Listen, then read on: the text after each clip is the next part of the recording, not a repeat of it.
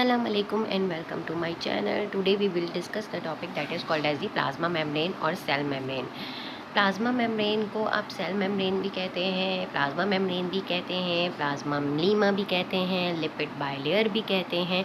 इसके बहुत सारे नाम हैं। तो all the cells either prokaryotic और eukaryotic cells are enclose by a membrane. आप सबको ये बात पता है। और ये जो मेम्ब्रेन होती है ये लिविंग बाउंड्री मेम्ब्रेन होती है, आउटर बाउंड्री मेम्ब्रेन होती है।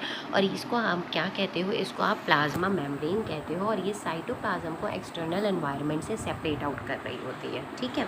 अगर हम इसकी केमिकल कंपोजिशन की बात करें तो केमिकल कंपोजिशन जो होती है वो किस तरीके की होती है? केमिकल कंपोजिशन जो है वो मॉलिक्यूलर ऑर्गेनाइजेशन के ऊपर कंसिस्ट कर रही होती है।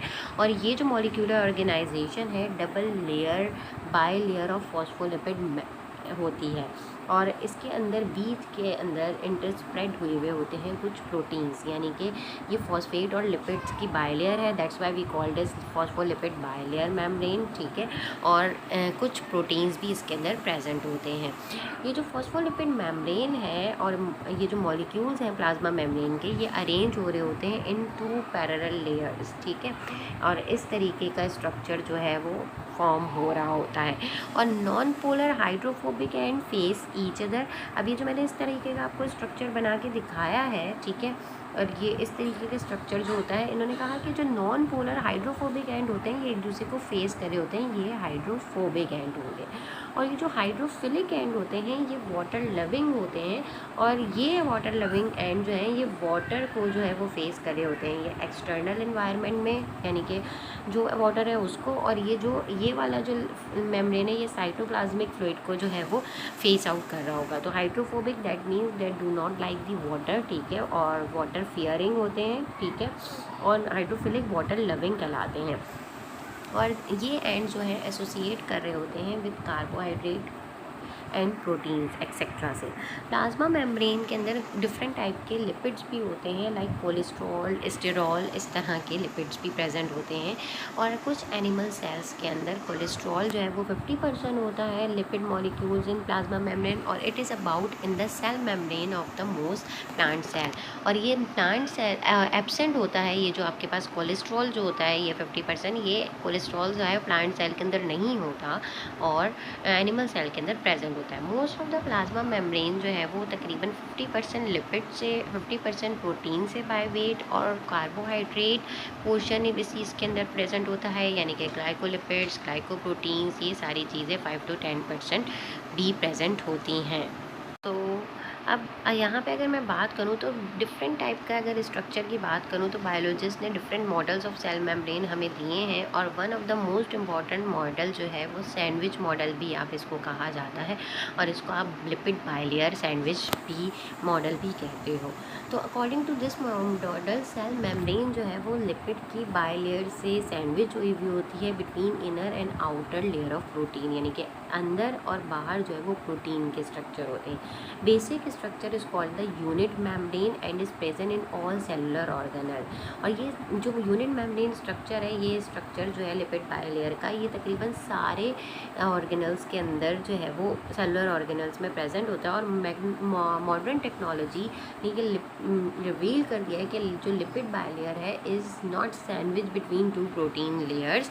ये सिर्फ सैंडविच नहीं है बिटवीन 2 प्रोटीन लेयर्स में। यहाँ पे आपके पास इसको आप एक और दूसरा नाम भी दे देते हो और उसको आप कह देते हो कि ये फ्लूइड मोज़ेक मॉडल भी है, जो सबसे पहले जो है 1972 में सिंगर एंड निकलसन, 2 साइंटिस्ट थे, इन्होंने प्रपोज किया था।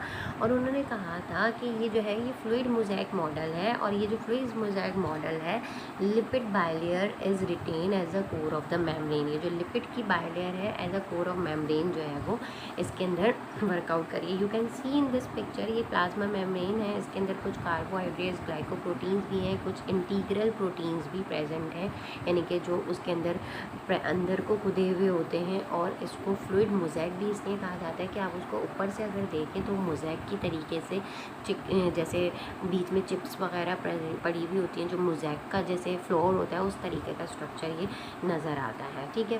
कुछ पेरिफेरल प्रोटीन्स भी होते हैं जो बाहर की तरफ भी होते हैं और कुछ इस मेम्ब्रेन के अंदर प्रेजेंट होते हैं और ये एज अ चैनल वर्कआउट कर रहे होते हैं।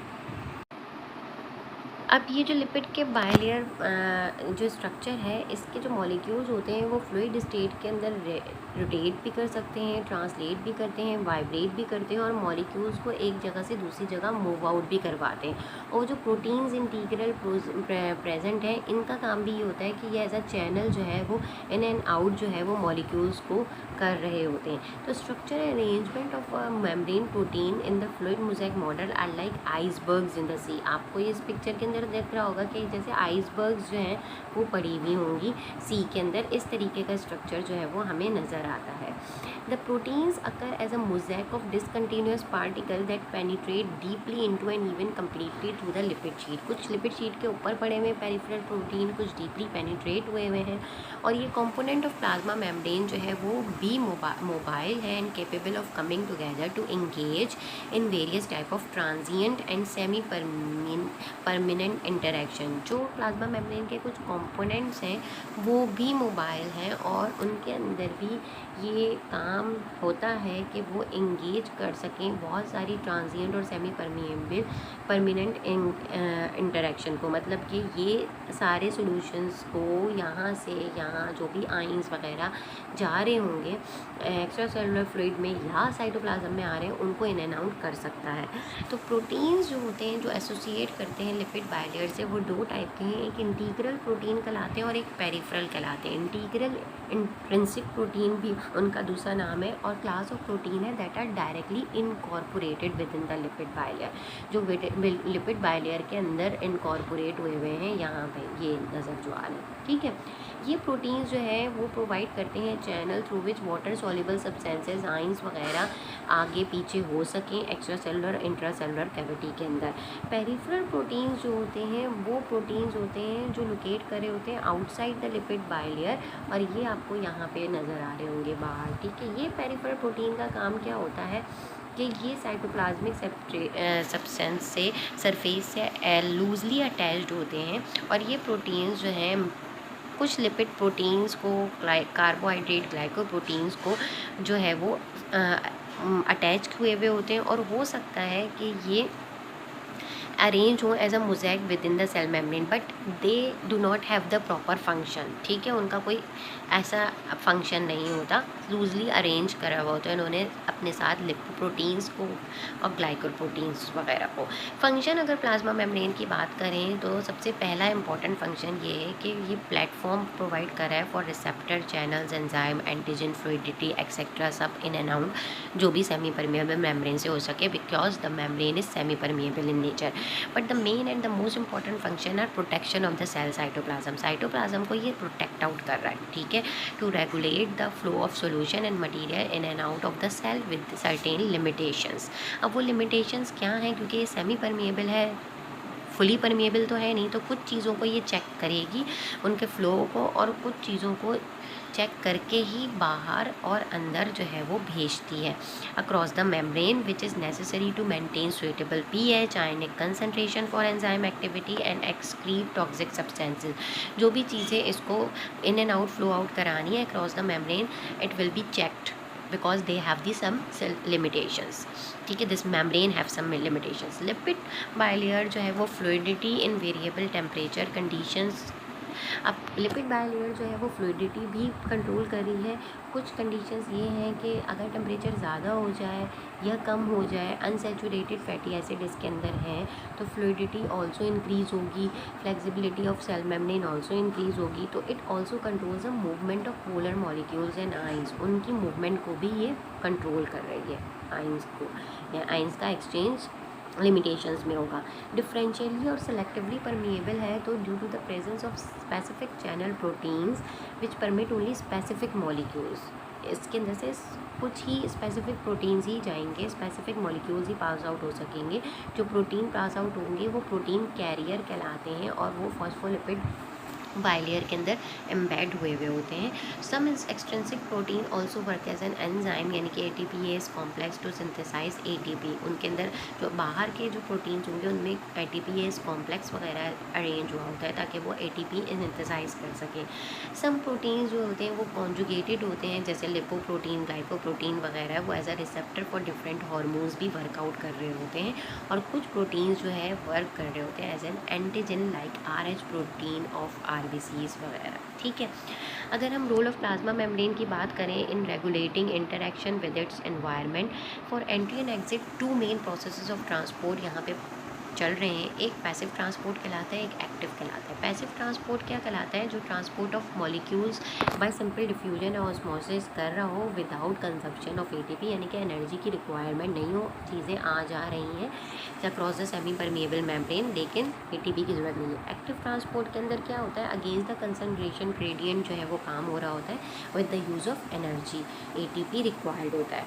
तो two other phenomena that is endocytosis और एक्सोसाइटोसिस भी इसके अंदर वर्कआउट कर रहे होते हैं। एंडो और एक्सो मतलब इनसाइड द सेल और आउटसाइड द सेल, यानी कि endocytosis the process of intaking of material, कोई भी सेल के अंदर मटेरियल इनटेक हो रहा है in bulk by infolding cell membrane, तो वो आपका या सॉलिड मटेरियल ले रहे हो या आप कोई लिक्विड मटेरियल ले रहे हो अंदर, तो वो सॉलिड अगर लिया इनटेक किया तो फैगोसाइटोसिस कहलाएगा। ठीक है, और अगर कोई लिक्विड लिया तो क्लिनोसाइटोसिस कहलाएगा। ठीक है, यानी कि ये अगर सेल मेम्ब्रेन है, इसने ये कोई सॉलिड मटेरियल अंदर ले लिया, इनगल्फ कर लिया, तो ये फैगोसाइटोसिस हो गया। इसी तरीके का अगर कोई लिक्विड मटेरियल पड़ा है और ये इनगल्फ कर लिया तो ये पिनोसाइटोसिस कहलाएगा। ठीक है, एक्सोसाइटोसिस क्या कहलाता है कि अगर सेल कोई चीज़ बाहर मेम्ब्रेन के बाहर कर दे, एक्सपोल्ड कर दे, एग्जिट कर दे, बाहर निकाल दे, तो ये आपका क्या कहलाता है? एक्सोसाइटोसिस कहलाता है। कोलेस्ट्रॉल जो है वो रेगुलेट करता है मेम्ब्रेन की fluidity to over the range of temperature, और it also prevent the passage of proton and sodium ions across the plasma membrane, यानी कि प्रोटॉन्स और सोडियम आइंस जो अक्रॉस द प्लाज्मा मेम्ब्रेन आ रहे हैं उनके पैसेज को भी प्रिवेंट आउट कर रहा है। अब ग्लाइकोलिपिड्स और glycoprotein as cell surface marker, उनका क्या काम है? ग्लाइकोलिपिड्स जो होते हैं outer side of phospholipid bilayer में प्लाज्मा मेम्ब्रेन के यूकैरियोटिक सेल्स में फॉर्म हो रहे हैं, और इनका मेन फंक्शन ये है कि ये स्टेबिलिटी ऑफ द मेम्ब्रेन और मेंटेन करें और फैसिलिटेट करें सेल टू सेल इंटरेक्शन। ठीक है, इसी for example cell adhesion to form a tissues, cell को आपस में जोड़ेगा ताकि वो टिश्यूज़ बनाए, 1 से 2, 2 से 3 सेल बनाए। They also help in cellular identification during immune responses, immune system के रिस्पॉन्सेज के अंदर सेल की आइडेंटिफिकेशन को भी आइडेंटिफाई करता है। It also act as receptor of viruses and other pathogens, अगर कोई वायरस आया है, कोई पैथोजन बाहर से कोई बैक्टीरिया वगैरह या इस तरह की चीज़ आई है, तो उसको एज अ रिसेप्टर वर्कआउट भी करते हैं ये ग्लाइकोलिपिड और प्रोटीन। और स्पेसिफिक ग्लाइकोप्रोटीन जो होते हैं surface of the red blood cells जो हैं वो प्रेजेंट होते हैं ताकि वो डिटरमाइन कर सकें कि क्या ब्लड ग्रुप है, AB है, A है, B है, और एब्सेंस इन O के अंदर ये होंगे ही नहीं। तो glycolipids on the plasma membrane of RBCs are of particular importance है, और उनका ये है कि इम्पॉर्टेंट रोल प्ले कर रहे हैं इन ब्लड ट्रांसफ्यूजन, और these glycolipids form AB antigen also. तो ये AB एंटीजन फॉर्म करने में भी ग्लाइकोलिपिड्स वर्कआउट कर रहे हैं, क्योंकि ब्लड के अंदर आपके पास ये सारी चीज़ें प्रेजेंट होती हैं, और ब्लड से ही हम ये सारी चीज़ें नोट डाउन करते हैं, कोलेस्ट्रॉल की कंसनट्रेशन, दूसरी चीज़ों की कंसनट्रेशन।